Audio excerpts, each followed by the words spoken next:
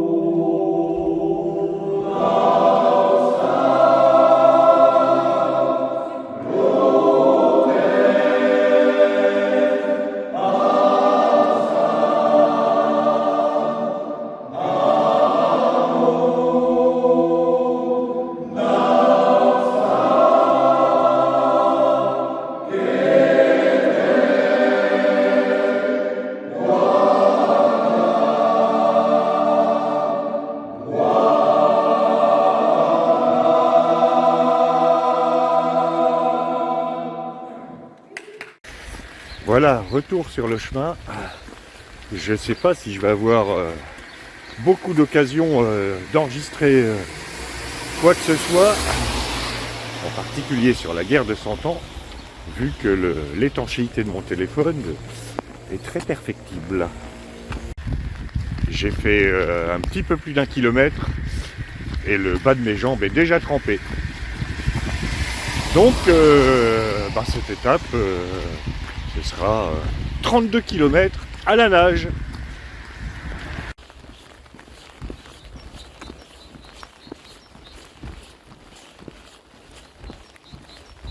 Je suis arrivé au lac du Brousseau.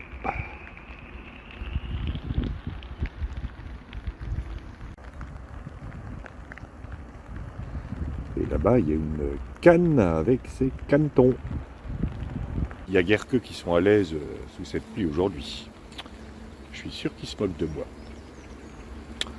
Voilà, c'était l'instant canard de cette étape.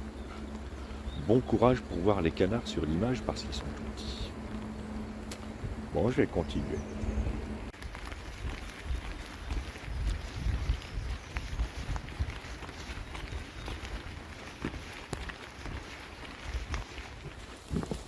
Et là, je traverse la ripisylve du ruisseau du Brousseau, qui débouche dans le lac du même nom.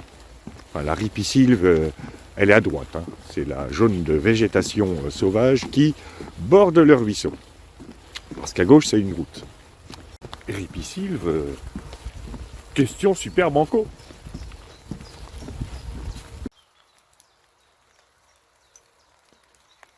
Il y a des courageux qui ont campé sur le bord du chemin cette nuit. Ils m'ont entendu parler de Ripisylve, ils ont dû se dire bizarre, il y a de drôles de personnages sur le chemin.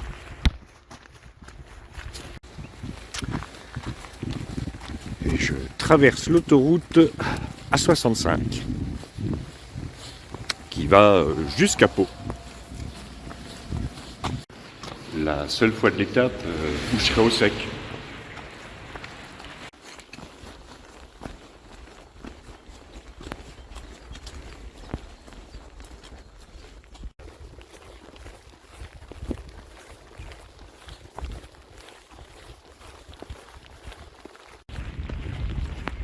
Waterloo, morne pleine. Si je ne m'abuse, voici une rampe d'arrosage qui tourne autour de l'axe que vous voyez sur la gauche. Et l'eau arrive par la tuyauterie verte qui est à gauche. Et dans le coin, ces rampes d'arrosage pullulent. J'ai vu pas mal de captage d'eau sur le bord du chemin. Il est vrai qu'on est au pays du maïs, donc une culture qui demande beaucoup d'eau. Fallait bien que je fasse un truc sur les cultures, parce que du maïs, je vais voir que ça pendant des kilomètres. J'aurais dû réviser mon maïs. Voilà, c'était la minute agriculture de cette étape. Et maintenant, je vais ranger mon téléphone qui se mouille. Voici le genre de section qui me gonfle d'enthousiasme. Ou pas.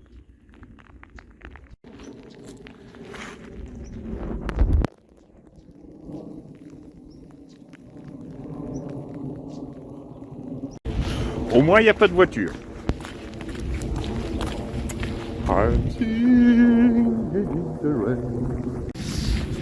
Et la platitude du paysage est agrémentée par les forêts de pins.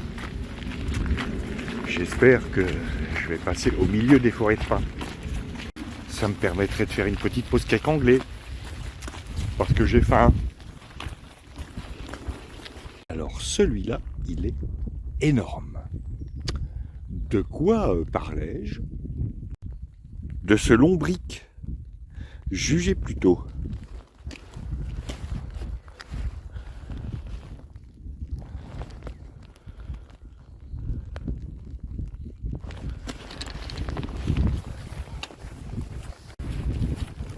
Sachant que mes chaussures sont de pointure 44, ce lombric chose du 88. Incroyable. 88.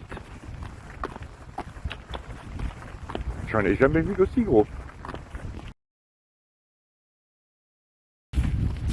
Bon, il pleut un petit peu moins, enfin à peine.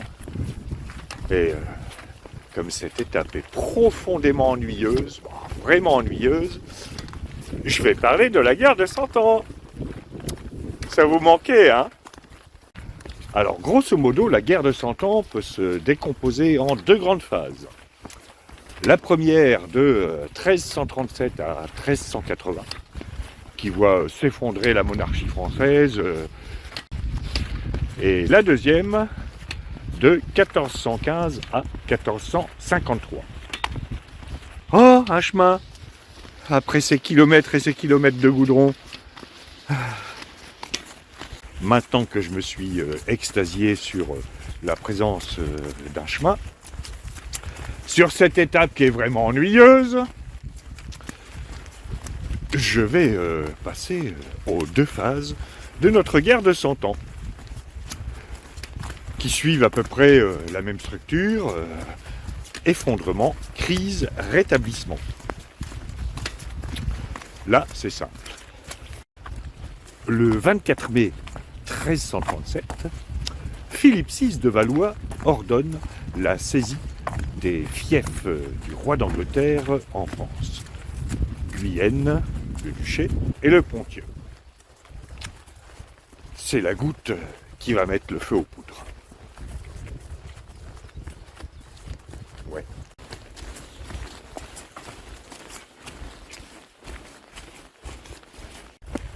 La suite, après la descente, qui est glissante. Décidément, cette guerre de 100 ans est bien hachée.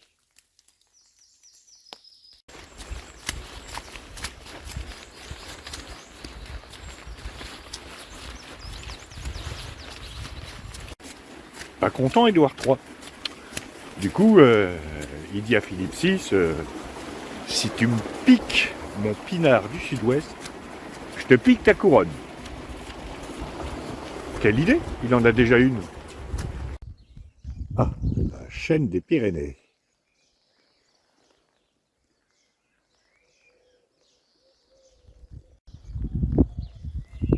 Ça va être compliqué aujourd'hui.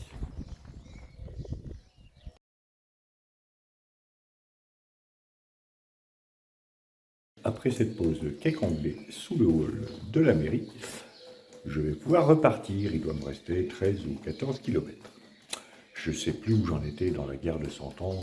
Vous avez du mérite si vous arrivez à suivre. Oui, je crois que Édouard III réclamait la couronne de France, alors qu'il en avait déjà une. Bizarre ces rois de vouloir cumuler des couronnes comme ça. Est-ce que de nos jours, un politicien ou un administrateur du CAC 40 aurait l'idée de cumuler les mandats? Pas du tout. Évidemment, Philippe VI lui dit en substance, la couronne, elle est à moi, si tu la veux, viens la chercher. Même pas cap. Édouard III ne l'entend pas de cette oreille. Et il envoie au roi de France des lettres de défi. Des lettres de défi, c'est un peu comme les petits papiers en classe que vous faites passer par l'intermédiaire d'un de vos camarades au gars que vous ne pouvez pas voir en peinture pour lui dire en gros à la récré, rejoins-moi derrière le préau si t'es un homme. Et bien là c'est la même chose, mais avec des parchemins et transmis par un évêque.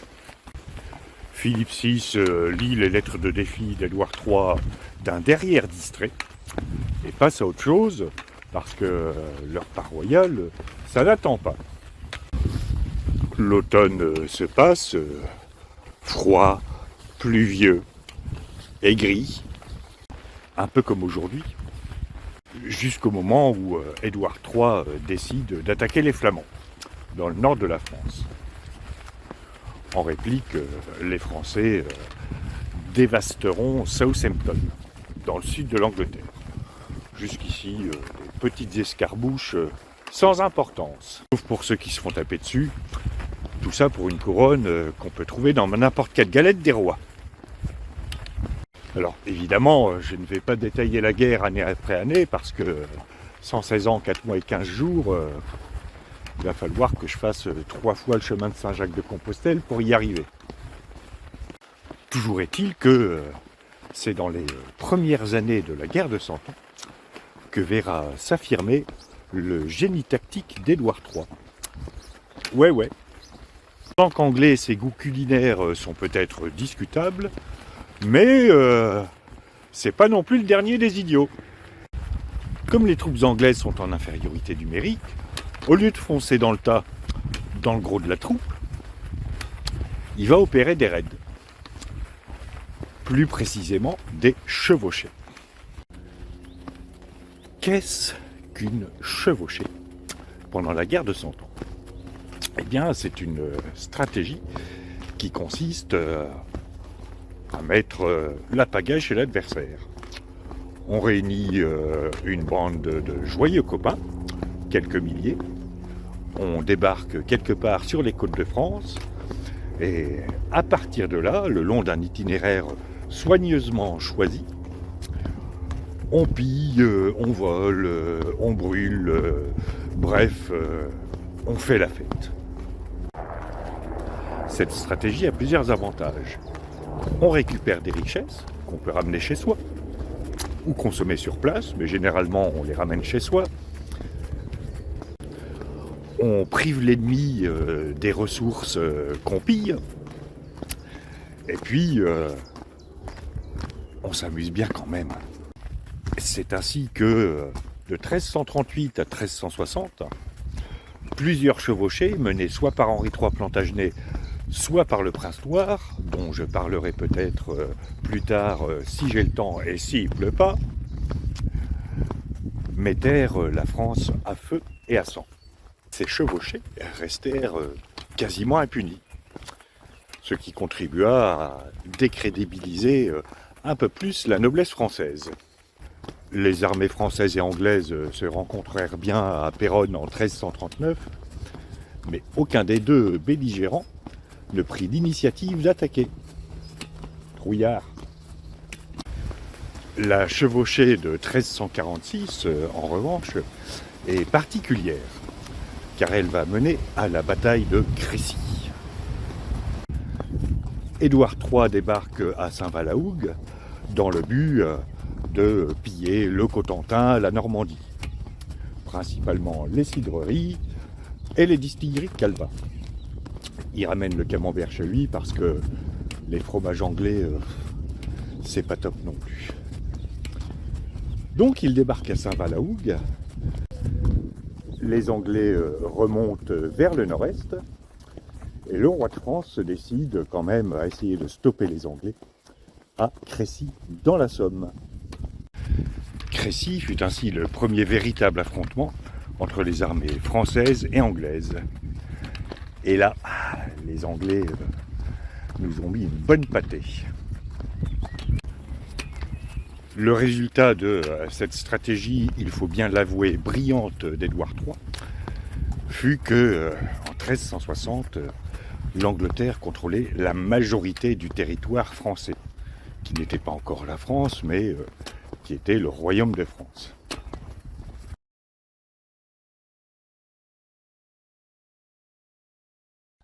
Alors hier au gîte, j'avais moins de 900 km à faire. Là, j'en ai 953.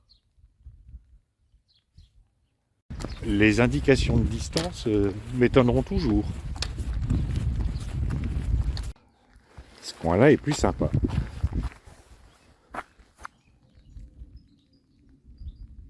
Et il y a même des vaches.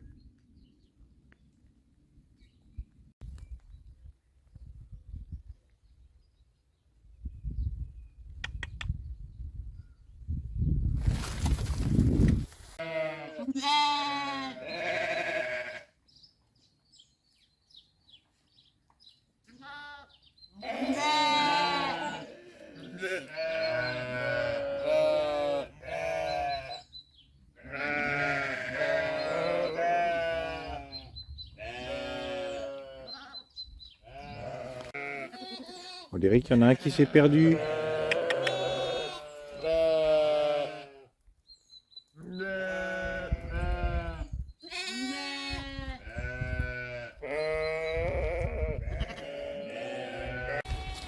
Voilà, c'était l'instant combiné vaches et moutons de cette étape.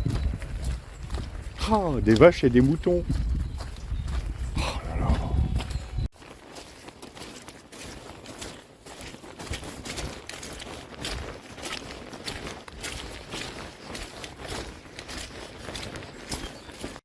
Avec la boue, le poids de mes chaussures a doublé. Et là, ça va un petit peu se compliquer.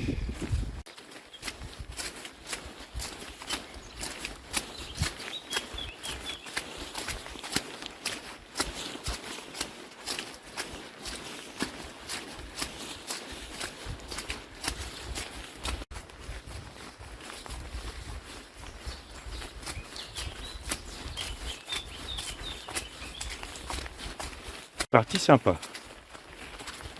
À l'abri de la pluie, mais de toute façon, il ne peut plus. Ah, les Landes, c'est pas plat partout. J'arrive à Pimbaud. Dire qu'il me reste entre 7 et 8 km à faire. Et qu'il s'est arrêté de pleuvoir. Un bar ouvert. Faut que je vérifie. Allez, je vais me faire une petite pause café tourtière aux pommes, spécialité du coin, avec de l'armagnac dedans. Ouais, il reste quand même 7 km à faire. Ma tourtière aux pommes et mon grand café. Et après tout ça, je finis de vous parler des chevauchés d'Henri III. Parce que là, ça devient vraiment n'importe quoi ce récit de la guerre de 100 ans. C'est bon. Je sens pas trop l'armagnac. Je vais peut-être le sentir en marchant. Alors, la petite église de Pimbaud, avec son clocher, qui n'est pas un clocher en peigne. Ce clocher, ça s'appelle un clocher-mur. C'est un mur. Alors, cette église, c'était pas seulement une église, c'était aussi un ouvrage défensif. Il y avait 2 archères qui ont été rebouchées depuis dans le clocher et un chemin de ronde. Voilà, c'était la minute architecture de cette étape.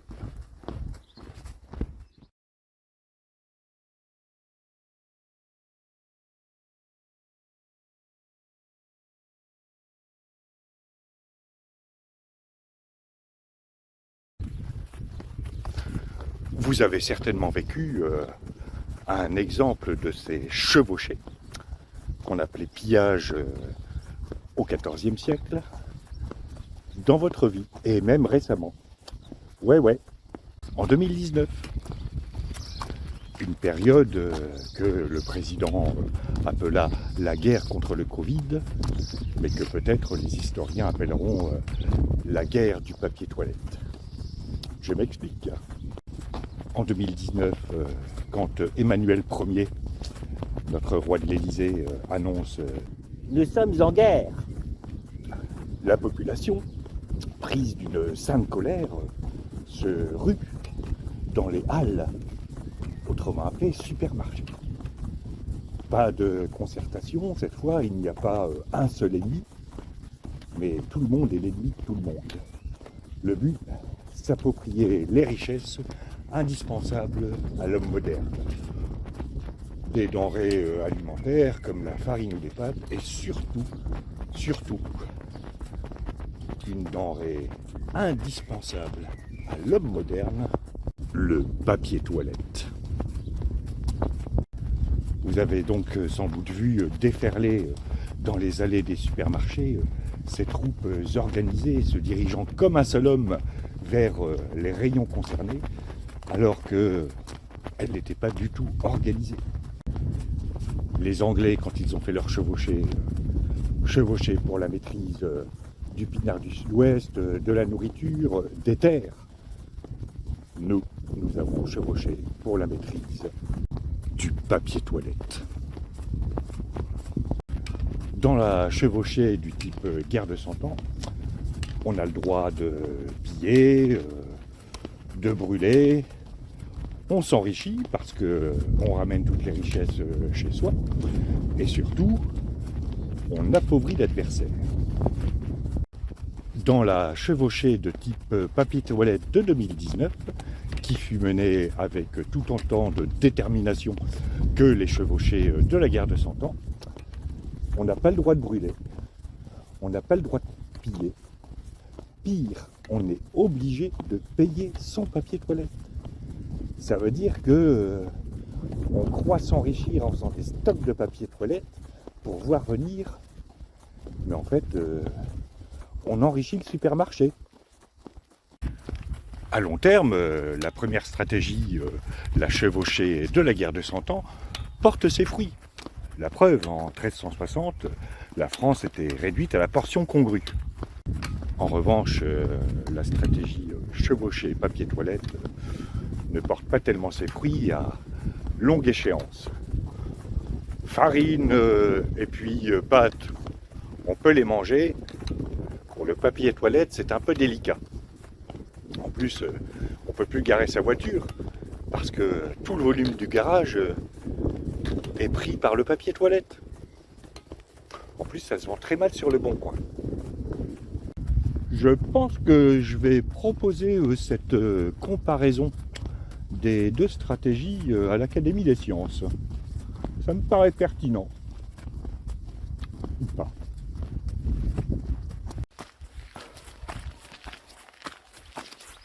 Il est long ce dernier kilomètre.